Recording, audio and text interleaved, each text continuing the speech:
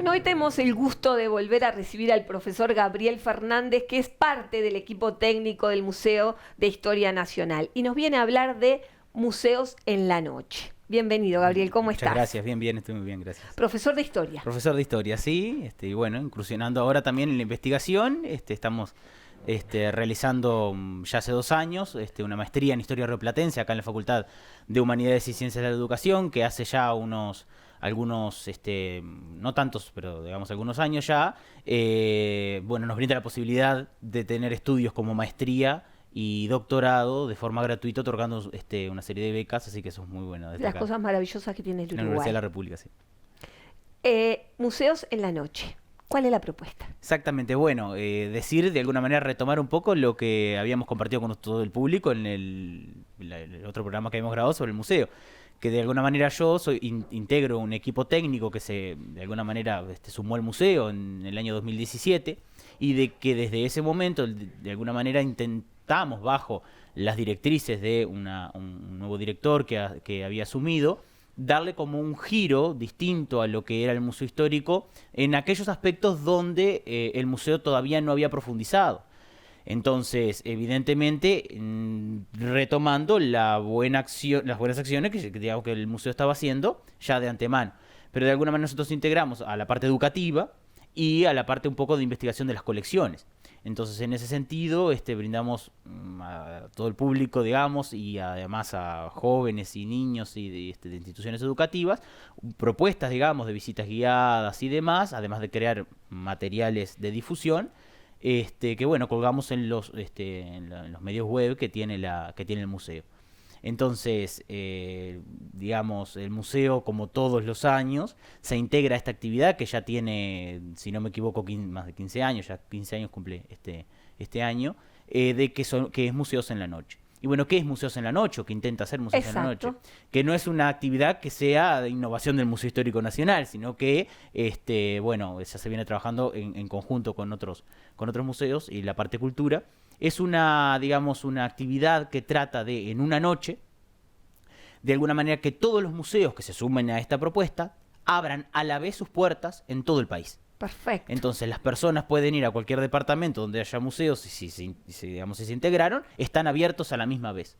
Y de alguna manera el objetivo de esto era facilitar, ¿no?, la accesibilidad, promocionar los museos en horarios que no son habituales. Exacto. Y uno podría pensar de antemano que Museos en la Noche tendería a ser una actividad para un público adulto, y la experiencia nos ha mostrado que en realidad es una actividad sumamente familiar. Claro. Y en ese sentido el museo este año tiene una serie de propuestas que son obviamente las exposiciones permanentes y algunas nuevas de las que voy a contar que el museo va a ofrecer, pero además eso es acompañado con una serie de actividades culturales. Entonces, es muy interesante porque uno puede vivir la experiencia del museo desde otro lugar, sí, que lo hace comúnmente. De otra visión, claro, desde otro lugar. Entonces, uno puede ir a disfrutar las exposiciones y en ese sentido disfrutar aprendiendo. Claro. Pero también puede disfrutar de alguna manera con los espectáculos culturales que se ofrecen.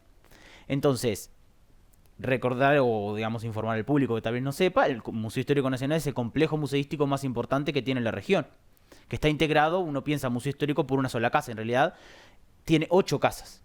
Y además tiene la particularidad de que es un museo cuyas casas no son sedes que, digamos, se han optado para integrar y custodiar colecciones solamente, sino que además las propias casas son patrimoniales, porque pertenecieron a lo que en aquel momento se entendía, cuando se incluyeron al Estado, las personas más destacadas del relato histórico o el pasado del territorio. Entonces estamos hablando de, por ejemplo, de la casa de Rivera, la casa de Giró, la casa de Giuseppe Garibaldi, la casa de la Quinta de Valle, la Quinta de Herrera, casa de Ximénez, casa de Montero, casa de La Valleja. Y en este sentido, de alguna manera, el museo en esas 8 casas, no todas las brinda, digamos, como abiertas al público para exposiciones. Por ejemplo, cabe destacar que el Museo Histórico Nacional es uno de los museos que tiene un taller propio de restauración que funciona en Casa de Ximénez, donde esa casa está destinada, por ejemplo, al custodiar los materiales y a la restauración. Y algunas, obviamente, por temas buenos de diversos índoles, no están actualmente abiertas y otras se están trabajando. Entonces tenemos como distintas etapas. Casas que están abiertas, casas que están abiertas y se están restaurando, casas que de alguna manera abren para este tipo de oportunidades y se están restaurando también, y casas que todavía no han podido llegar al proceso de apertura. Entonces, ¿qué casas tenemos para esta noche? Que va a ser el viernes 13 ahora Este viernes exactamente de este mes de diciembre, desde las 20 horas a la medianoche. Las personas pueden acceder, por ejemplo, a Casa Rivera, que está ubicada en calle Rincón y Misiones, y lo primero que se van a encontrar es con una casa que, bueno, que está siendo restaurada su fachada. Y eso no es menor, porque la casa, como dijimos, es un bien patrimonial y por lo tanto es un bien de todos. En ese sentido, cabe destacar el proceso que el Estado está haciendo en la restauración de su fachada. ¿Y qué, digamos, propone Casa Rivera? Bueno, Casa Rivera de alguna manera recorre, a través de las colecciones que se exponen, la historia o una historia política, un relato de la historia política de este territorio, desde la caída de la monarquía española hasta los primeros años del siglo XX. En un proceso político, diríamos, desde la crisis monárquica hasta los últimos levantamientos blancos de principios de siglo. Entonces, digamos, bueno, uno se puede acercarse a objetos de personajes que recordamos desde niños, que nos han enseñado en la escuela, y tiene un contacto, digamos, distinto con este tipo de materiales, obras de arte y demás muy valiosas, de pintores muy reconocidos y demás. Pero también tiene algunas innovaciones en cuanto a exposiciones. El 11 de diciembre, digamos ahora, se va a inaugurar una exposición que lleva por nombre Imaginar, Medir, y bueno, y algo más que ahora no recuerdo, pero recorre de alguna manera lo que es una historia, de alguna manera, de las formas de ocupación del territorio, cruzado con una historia de la agrimensura. ¡Qué maravilla! Esto es el resultado de un proyecto conjunto entre el Museo Histórico Nacional, el Ministerio de Transporte y Obras Públicas, la Facultad de Ingeniería, a través de la Fundación Ricaldoni, y obviamente la Facultad de Humanidades y Ciencias de la Educación. Y de alguna manera lo que recorre es las formas en que el territorio fue ocupado, cómo ese territorio fue medido, delimitado en una formación de la propiedad privada, la actuación de determinados agricultores destacados, y de alguna manera la visión que se tenía de los territorios en un proceso de alguna manera de eso mismo, de apropiación de esos espacios, sí. Bueno, con distintos intereses, distintas luchas particulares. Entonces, Casa Rivera va a estar brindando ese día en Museos en la Noche una visita guiada, claro, que en esa oportunidad le voy a estar dando yo sobre esa exposición. Y de alguna manera, entonces, también va a haber un espectáculo que se llama Historia de Antaño, brindado por Gestango, que es un espectáculo que mezcla lo que es música con danza. Y eso de alguna manera es algo bastante interesante. Luego también, vamos a la vuelta, tenemos Casa La Valleja. Y Casa La Valleja, las personas pueden encontrar 2 exposiciones permanentes que el museo tiene, que son de alguna manera temporales, pero que han ido quedando en el tiempo. Una destinada a la prolífera obra de Juan Manuel Besnes e Irigoyen, este pintor que llega al Río de la Plata en el principio del siglo XIX y atraviesa, yo diría que casi todos los procesos políticos del siglo XIX, porque vive bajo la monarquía española, vive el proceso revolucionario, vive la ocupación de la provincia cisplatina, vive el proceso revolucionario y se pone a favor del proyecto de Rivera y bueno, con sus pinturas. Plasma todo eso y se pone a favor de un proyecto. Y luego tenemos la exposición que recoge la colección de un médico, Roberto J. Butón, que se encargó a fines del siglo XIX y principios del XX a recoger todos los elementos asociados a los sectores populares de la campaña. Digo populares, pero en realidad también hay, desde lo que la visión de él tenía de populares, aunque integra elementos de otros sectores, con una visión que tenía Butón de que esos objetos materializan lo que es la nación, porque para Butón la nación había nacido en la campaña. Claro. Entonces, ¿pero qué van a poder también visualizar así? Bueno, van a tener un espectáculo musical en homenaje a Citarrosa, nada más ni nada menos, a cargo de Gabriel González. Y además un coro, que es el coro del Centro Cultural de España, ¿no? Que también está en la Ciudad Vieja.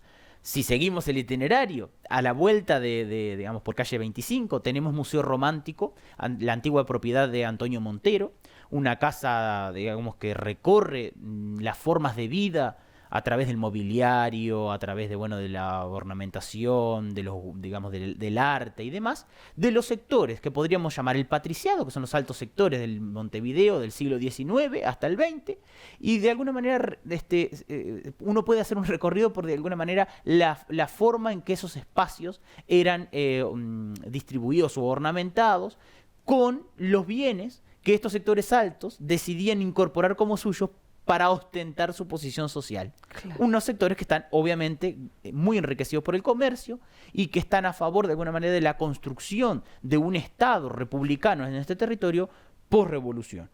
Entonces, aparte de eso, hay que decir que el Museo Romántico, el Museo Histórico Nacional, custodia dos importantes colecciones. Una que son la colección de diarios, revistas y publicaciones antiguas, y funciona entonces hemeroteca del museo, abierta a todo público, y otra que de alguna manera también puede ser consultar sus piezas previa búsqueda, que es musicología, Mira. Donde tiene una importante colección de obras, algunas de ellas éditas, otras inéditas, de autores como, bueno, Laura Ayestarán, César Cortinas, bueno, todo el trabajo que ha hecho Ayestarán y demás, y músicos como César Cortinas, y demás. Entonces, en ese marco, se van a realizar dos visitas, de alguna manera, guiadas por esa colección, donde se van a poder acceder a visualizar ejemplares originales, muy antiguos, del siglo XVIII, XIX y XX, en hemeroteca como tanto en musicología.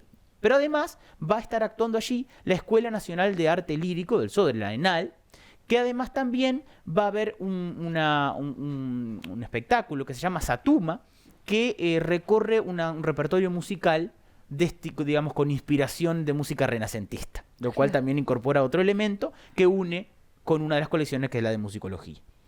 Pero después, si avanzamos, ¿qué tenemos? Una casa que se reabrió hace muy poco, que es casa relativamente muy poco, que es Casa Giró.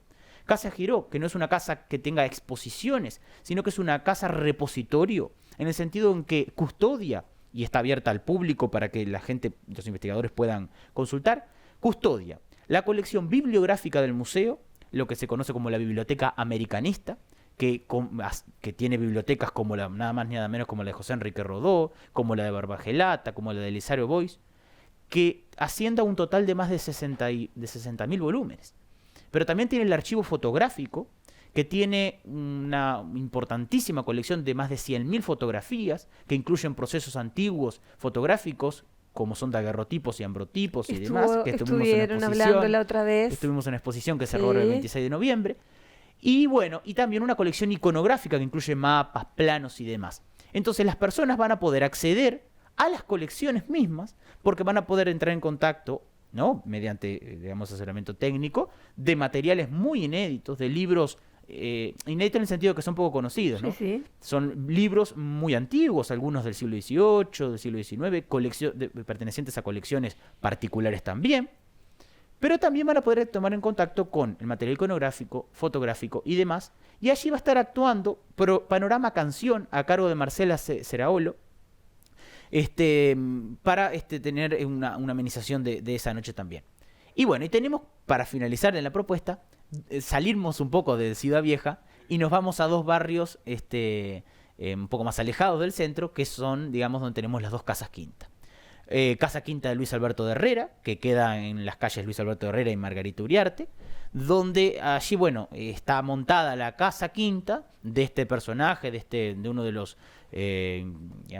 personajes más importantes del Partido Nacional del siglo XX, que de alguna manera se recrean los distintos ambientes de lo que sería la casa cuando vivía Herrera. Entonces uno puede mirar lo que es unos patios y un jardín diseñado por un paisajista del siglo XIX y XX, podrá ver también, bueno, mobiliario, la biblioteca y las distintas facetas de la vida de Herrera. Y además inauguramos este año para Patrimonio una fotogalería sobre la vida de Herrera que lleva por nombre Luis Alberto Herrera, una vida en imágenes, y recoge las distintas facetas de este personaje muy multifacético, donde uno puede ir descubriendo a través de la vida de este personaje la historia del país en su contexto y demás. Claro. Y allí que va a estar actuando, bueno, va a haber un espectáculo de tango que se llama La Mufa, que es un quinteto de tango muy importante de acá de Uruguay, de tango instrumental, inspirado en, grandes del tango como Troilo, Pugliese, Piazzolla y demás. Y después tenemos algo particular que es la Quinta de Valle. La Quinta de Valle, el público por si no sabe, hace unos años está cerrada, digamos, porque la Quinta tuvo grandes problemas edilicios en el sentido estructurales. Entonces se cerró al público hace ya algunos años, custodiando, en el sentido, el museo custodiando y preservando sus colecciones, pero la Quinta cerrada. Entonces, hace un tiempo se viene trabajando en un proceso, y es de estas casas que están como en la etapa de restauración, de la casa y de los principales ambientes. Entonces, van a poder las personas acceder a la casa y digamos, observar el proceso mismo en la etapa de restauración. Y eso va a incluir que desde las 17:30, o sea, empezamos antes en la Quinta de Valle, va a haber un grupo, digamos, musical para niños que se llama Tutti Contenti, que incluye, música con flauta traversa y demás. Es una actividad muy interactiva para niños, muy interesante. Y luego a las 19:30 va a estar participando la escuela 119, que es la escuela que lleva el nombre de César Valle Pacheco, que está en el barrio Piedras Blancas, donde los niños van a estar vestidos, recreando los miembros de la familia Valle Pacheco, ¿no? Recibiendo al público y además mostrando y contando un proceso de la realización de un documental que hicieron sobre la vida de Matilde Pacheco de Valle Ordóñez. Gabriel, me encantó, pero nos tenemos que ir ya. Nos pasamos 5 minutos, te cuento. Bueno. Todos estamos invitados y es algo que no nos podemos perder. Muchas gracias. Muy gracias a ustedes.